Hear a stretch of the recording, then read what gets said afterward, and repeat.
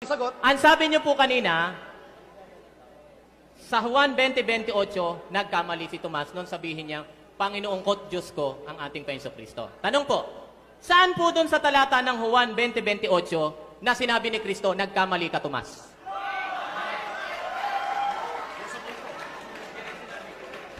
Nung sabihin nila si Kristo multo, wala rin sinabi si Kristo doon.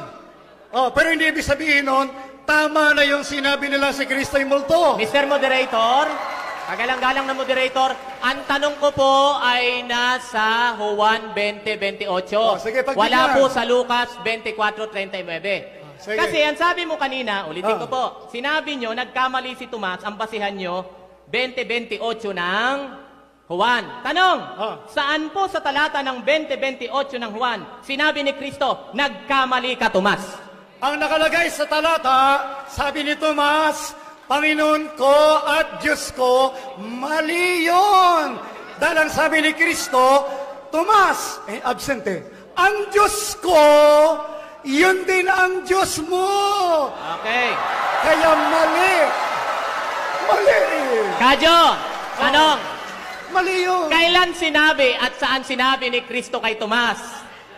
Na Tomas, ang Diyos ko, yun din ang Diyos mo. Saan po sa talata yun? Wala. Absent nga eh. Quiet, please. Walang sinabing ganon kay Tomas Quiet, dahil please. absent. Stop the clock. Sa makatwid. Stop lang. Excuse me po.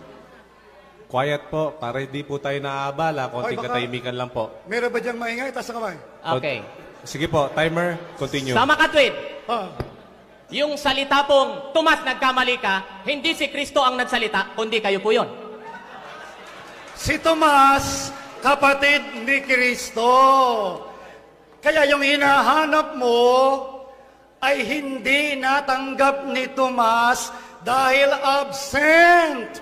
Ang sabi ni Kristo, sabihin mo sa aking mga kapatid, wala si Tomas. Paano niya malalaman yon? Ang sabi ni Kristo, ang Diyos ko, yun din ang Diyos niyo. So, okay po, ganito, ulit lang ha. Sige. So, wala pong sinabi si Kristo na nagkamali si Tomas. Ulitin ko na naman ang